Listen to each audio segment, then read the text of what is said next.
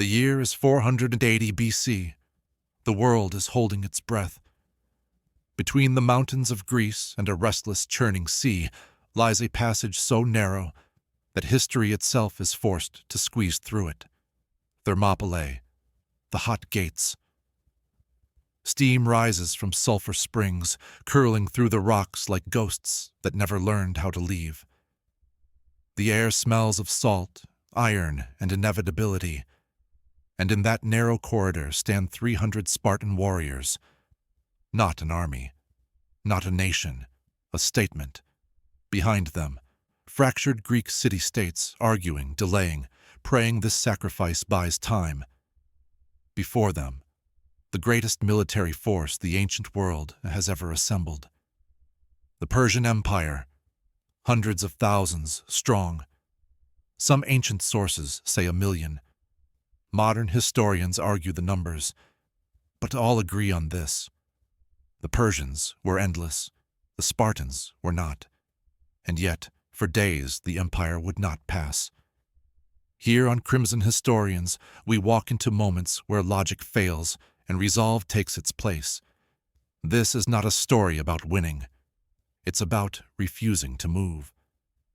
King Xerxes does not invade Greece for land. He invades for obedience. His empire already stretches from India to Egypt, a web of peoples, languages, and armies bound together by one unbreakable rule: submit or be erased. Cities that resist are burned, cities that kneel are spared. Greece refuses to kneel, so Xerxes brings the weight of the world down upon it. A fleet that darkens the sea, an army that drinks rivers dry. A Persian officer writes, "When we marched, the earth groaned beneath us. No Greek city-state can stand against this alone. So they choose geography instead of numbers. They choose Thermopylae." Thermopylae is not heroic, it is ugly. A narrow road between cliff and sea, barely wide enough for 2 chariots.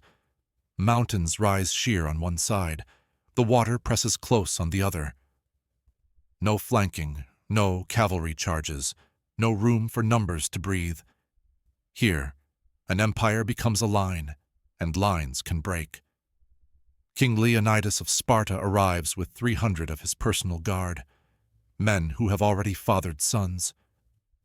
Men chosen not to survive, but to hold. Alongside them stand allies, Thespians, Thebans, and other Greeks. But history will remember the Spartans, because they are the ones who refuse to leave. Leonidas looks at the pass and says nothing. He already knows how this ends. Xerxes waits 4 days before attacking, not out of fear, but disbelief. He assumes the Greeks will flee once they understand the scale of what's coming. They don't. On the 5th day, Xerxes sends messengers. "Lay down your weapons," they say, "and you will be spared." Leonidas replies with words that echo across millennia. "Mullen Labe, come and take them." Xerxes orders the attack. The Persians advance in waves, lightly armored infantry first, confident, fast.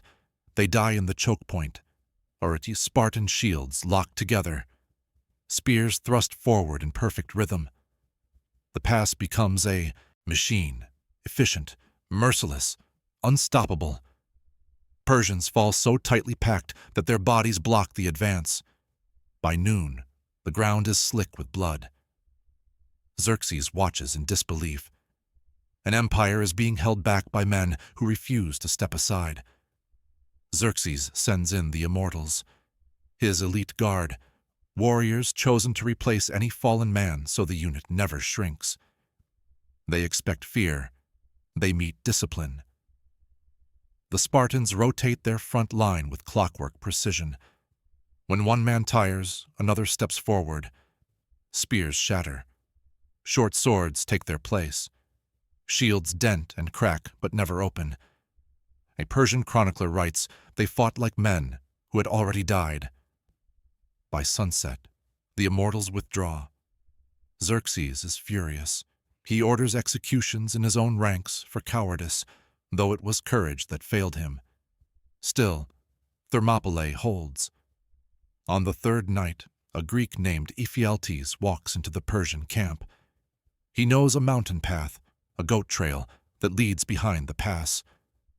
For gold, he betrays his homeland. At dawn, Persian troops march through the mountains. Leonidas learns the truth too late. The pass will be surrounded. The stand is over, unless they choose how it ends. Leonidas dismisses most of the Greek allies. Leave, he tells them. Live, tell them. The Spartans remain. So do the Thespians, 700 men who refuse to abandon them. They know the Persians are coming from behind. They also know this: if they die here, Greece lives longer. Leonidas orders breakfast. A Spartan soldier jokes, "Tonight, we dine in Hades." No one laughs. They tighten their armor. They comb their hair, a Spartan ritual before death. And when the Persians advance, they don't wait. They charge. The fighting becomes chaos. Spears break. Shields splinter. Men fight with swords, with hands, with teeth. Leonidas falls.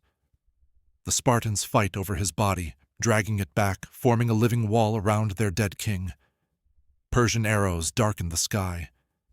The Spartans advance anyway, until finally, surrounded on all sides, Xerxes gives the order.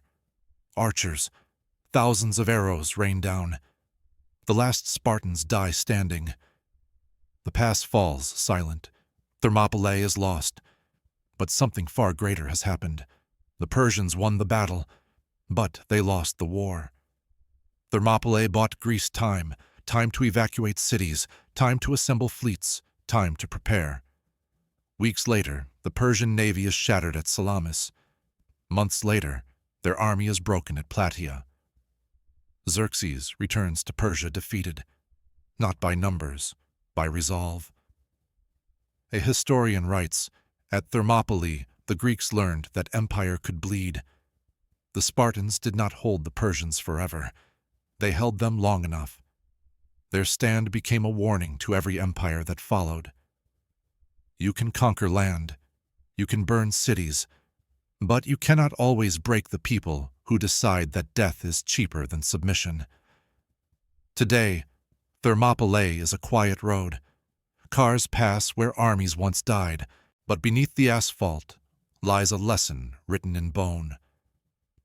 Sometimes history turns not on victory, but on refusal. If stories like this remind you why sacrifice echoes louder than triumph, subscribe to our channel. Because the 300 were meant to be forgotten. Instead, they became immortal.